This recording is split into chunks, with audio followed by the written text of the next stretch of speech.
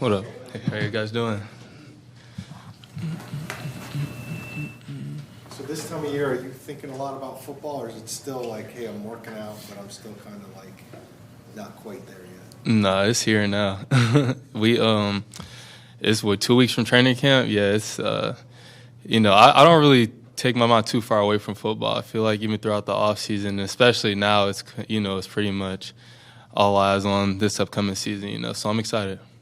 What type of year is this for you personally going into year 3? With maybe more responsibility than ever? Mm-hmm. Oh, I feel like it's any other year in a sense. I feel like I put a lot of not even pressure, but I put a lot of pressure on myself to try to just be the best version of myself each year to try to get better. So I kind of think of it as just, another year just to prove myself and just continue to just build on what I've been doing. You've been, there's grades out there, Pro Football Focus, for instance, graded you really high, calling you one of the best corners in the league. You don't get a lot of recognition. Do you feel a little under the radar for what you've accomplished? I mean, I've been used to that. That's what I've been dealing with since I was in high school. So it's really nothing new. So I don't really put too much into it. I feel like just from where I was at in high school to be where I'm at now, I feel like if I just kind of keep my eyes on what really matters, everything will kind of work itself out. The cornerback room is pretty young, and especially now with Sean being out for the year, you and Starling are kind of the two veterans in that room. Mm-hmm. How has that been taking on more of that leadership role? It's been cool. I don't really think it's been anything different just because I feel like I try to just go about everything the same way since I've gotten here, honestly. And obviously the coaches and players, as you play more and do things, people come to you more. But, I try to go about the same way. So it's been cool, though. I feel older, obviously, having 2 classes in now. But it's been really cool. What's been standing out about the young guys that have come to the room so far?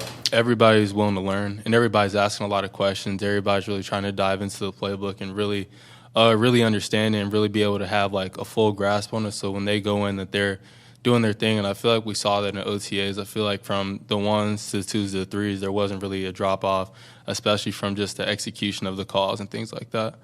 The defender's going to want to take the football away, but do you think there's more realistic expectations you guys could be more of a ball hawking defense this year? 100%. Yeah, we have more than enough guys to do it, and I think all of us are really capable. So I'm really excited, really looking forward to it, and I feel like we're all kind of on the same page of this. We did good last year. We got to get the ball. So that's one of our emphasis is to get the ball. So I think we're going to do that. You think that's a product of the front 7 being kind of bumped up a little bit, or are you guys just getting a little bit more into your more comfortable in the scheme? I think it's a little bit of everything. I feel like the front obviously helps having more guys brought in, and then also us having another year in the scheme, and then also us just like looking at our own abilities and just realizing that we can do a lot more. So it'll be good. Recognizing that it's a young room, can you find strengths that you're all kind of coming up together and you'll be together maybe for a while, and that's going to build some pretty good unity in that room? Yeah, 100%. And I feel like even just from being my 3rd year, having that chemistry with some of the guys from my rookie year to now, I think plays a big part. And I think bringing guys in and having a consistency, especially in the secondary, makes it easier for guys to come in and kind of be able to pick up and everything, especially having the same coaching staff, especially in the back end. I think it makes it a lot easier for everybody too.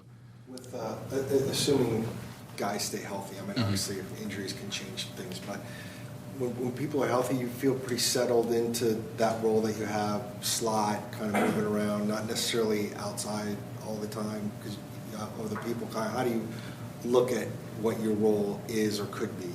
I'm just ready to do whatever they ask me to do. I think that's one of the good things to say about myself is to know that I can do a lot of different things. So I feel like having that versatility to play corner, nickel, and safety, I feel like kind of always leaves the door open for me to go wherever they need me. So it's good.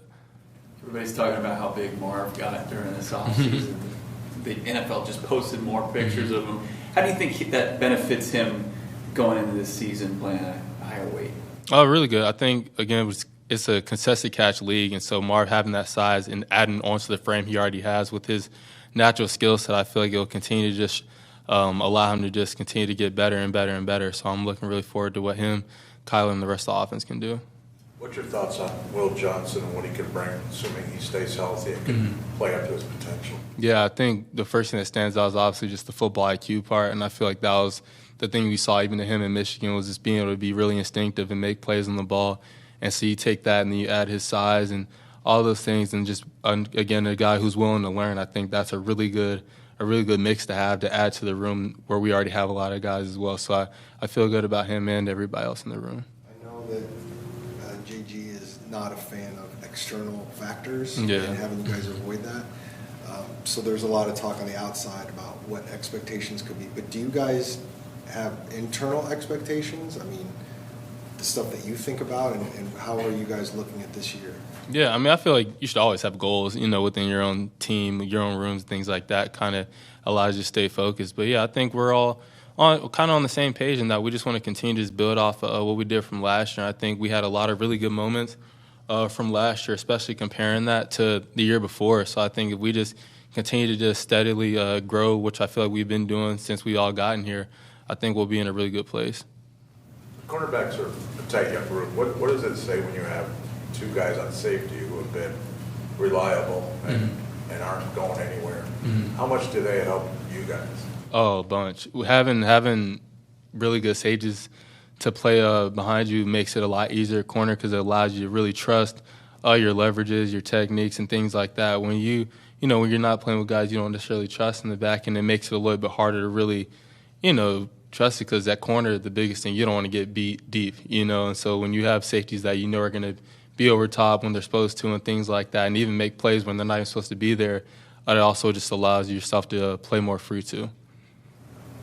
There's been a lot of talk about the offense under Drew Petzing changing since he first got here to Dallas. How has Nick Rallis' game evolved from whenever you guys first got here up until this point? Yeah, I feel like it's just been steady growth. I feel like even from when we first got here, they always kind of talked about how there's like levels to the scheme, and I feel like going into the third year, you're really starting to see like each year really has been a progression, and we're doing I feel like we're doing like some high quality football stuff, where it's a lot of, and we can do it now because of the guys we have in the room and having the years in the scheme and having the understanding of kind of like the principles that they set in place the first 2 years. So now it's allowing us to really start to do even more cool things. And so you add that to a really good group of guys who all are really willing to learn with really good coaches. I think it's a really good mix.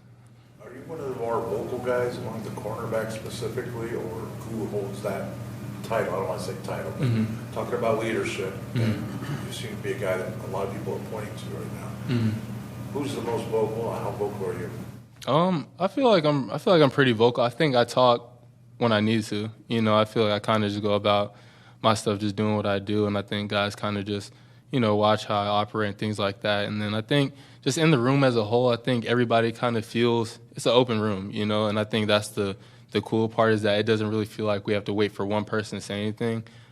Anybody can correct anybody can say anything, and it's all going to kind of be taken in the same way, And I feel like even like Star, a guy like Star who's been here with me since the first year we got here, I feel like he really steps into that role really well, especially in the corner room, of being able to kind of help guys and take them under the wing, especially since he's been at corner, since we've been here.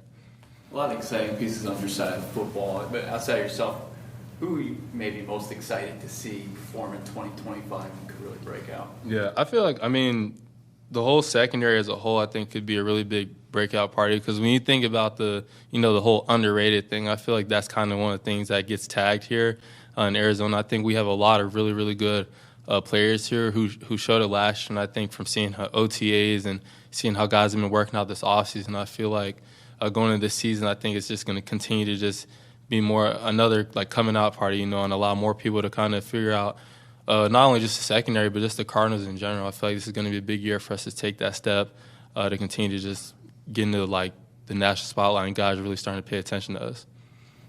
How's Kyler look so far this year?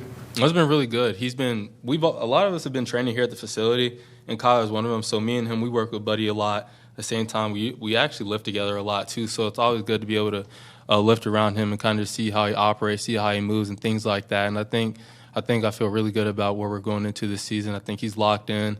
Him and the receivers, all those guys, they've been doing their stuff, throwing routes, all those types of things. So I feel really good about where he's at and where the offense is at too.